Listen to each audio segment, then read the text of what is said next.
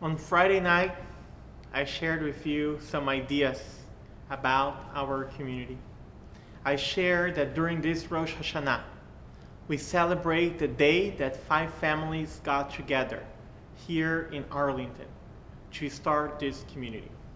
Today, we celebrate that 80 years ago, 66 Jews from Arlington attended a high holiday service.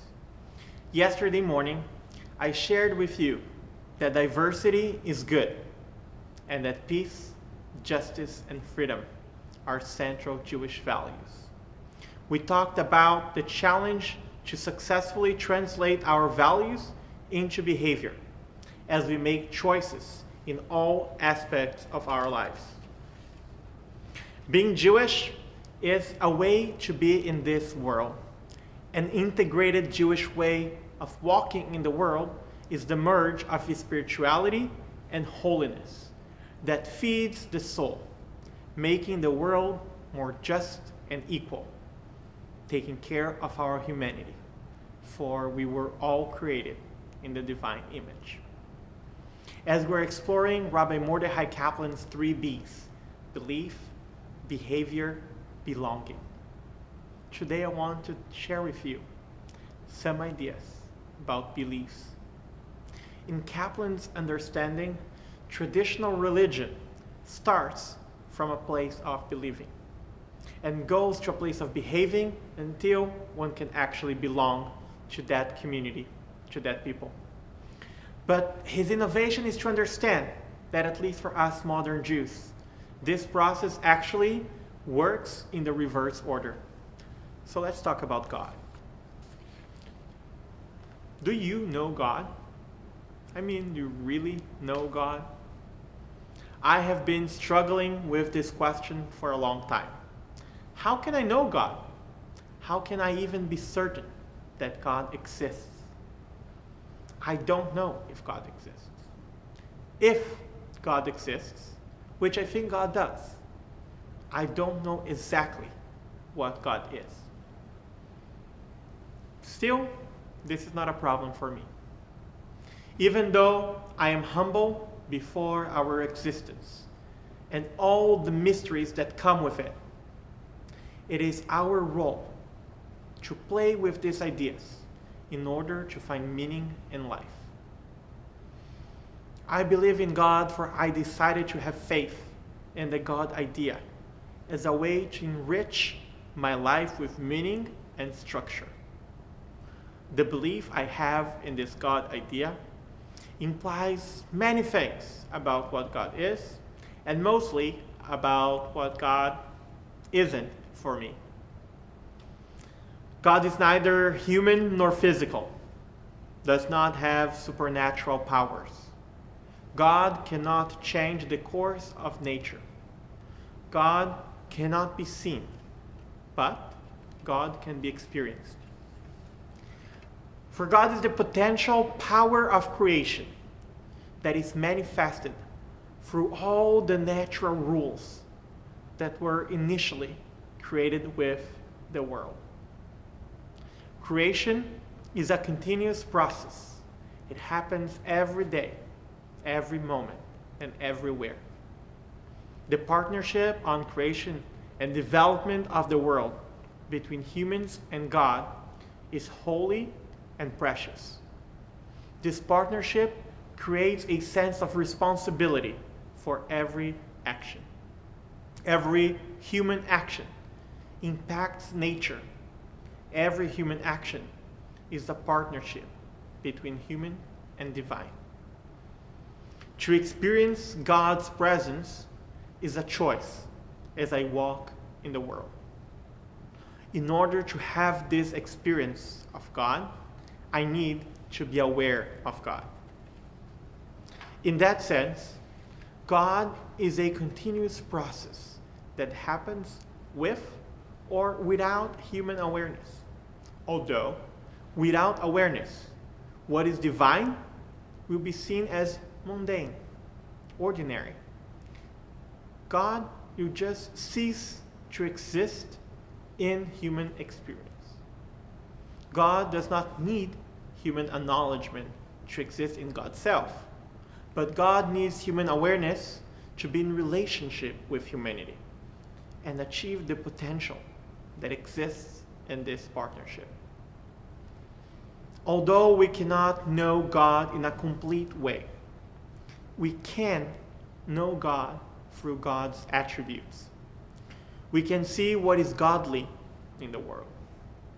For when we understand ourselves as being created in God's image, we see ourselves with the potential to be godly, to behave according to God's attributes, incorporating them into our own practices.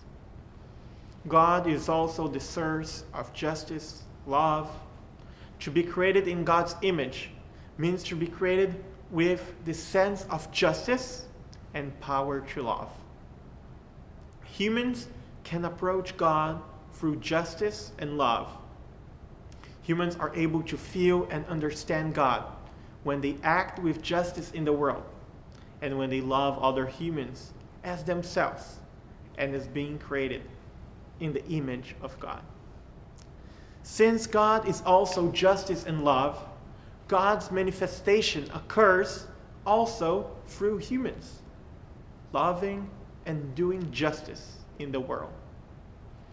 As Rabbi Louis Finkelstein taught, when I pray, I speak to God. When I study Torah, God speaks to me. I believe in each word of this phrase. God doesn't speak with humans through words.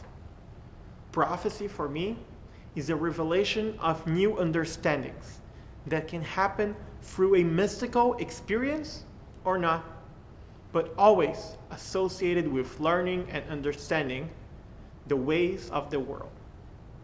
When the Talmud states that Talmud Torah keneged kulam, studying Torah is equal to all other commandments together, I understand that Torah learning makes ourselves wise and it leads us to understanding God's attributes and God's will.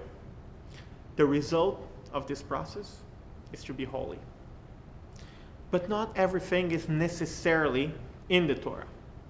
All sciences are also key elements to understand God. Understanding science means to understand the rules of nature and how to relate with them. This understanding is part of our development as partners in the creation. Once science doesn't explain all phenomena in the world yet, and maybe never will, part of our understanding of God's creation comes through religion and philosophy, through personal experiences that create meaning in our lives. Being aware of God is my way to develop meaning in my life. The way I practice being aware of God is through Judaism. God did not create religion, but the elements and processes in the world that allow the humans to develop religions is divine. Religion then is a methodology for creating awareness and knowledge of God. In living a religious life, I am offered the opportunity of meaning making as a constant process of being. The structure given by a religious practice, the conception of being constantly in a covenant, and the acceptance of a halachic system that has rights and obligations is the structure that helps me develop my awareness of God. My personal experience comes to ground me in my reality and to make it part of my being in an authentic way. Without relating my beliefs to my personal experiences, those beliefs will just be fantasies that will not necessarily have any connection with my life. I don't want to assume that only my understanding of God is true or valid for the idea we are exploring together today. I want to share with you exactly the opposite.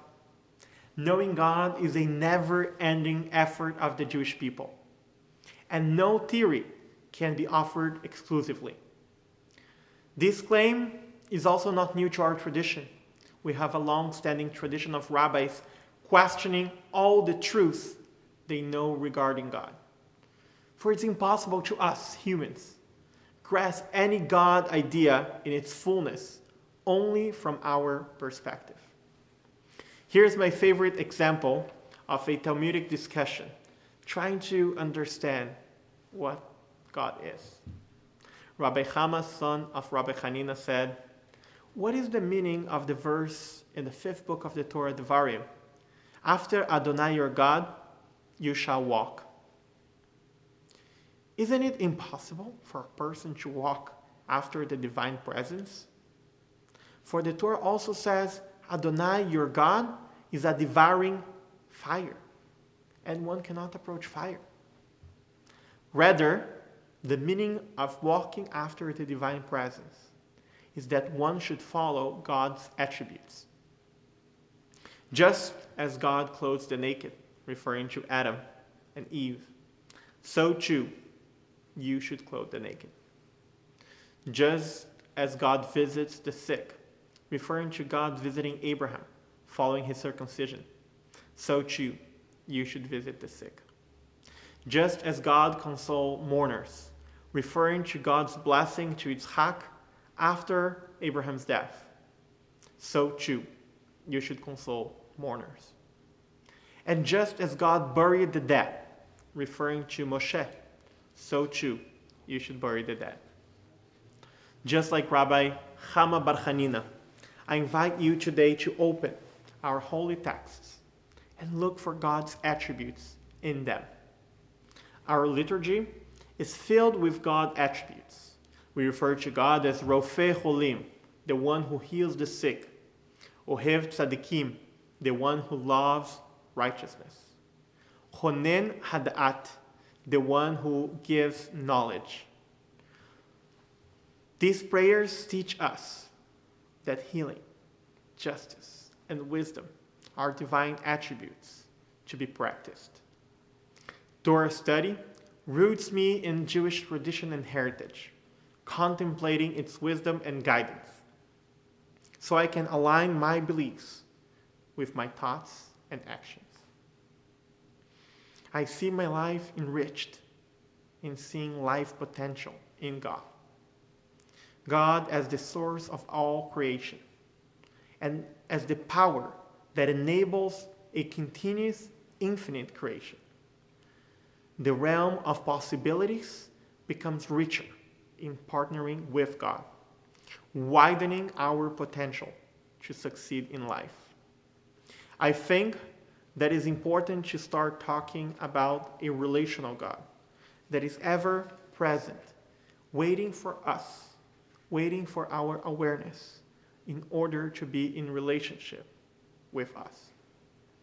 Abraham is not the first human being with whom Adonai our God spoke to, but he was the first one who developed the awareness and understanding of God that allowed him to be in this divine relationship. God is always present.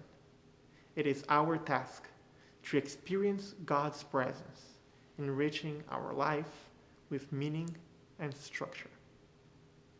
May we find the divine path to walk with God as we enter in this relationship with the unknown.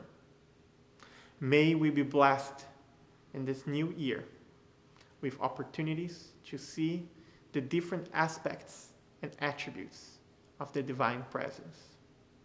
May we merit to increase God's presence in the world through the divine attributes we manifest.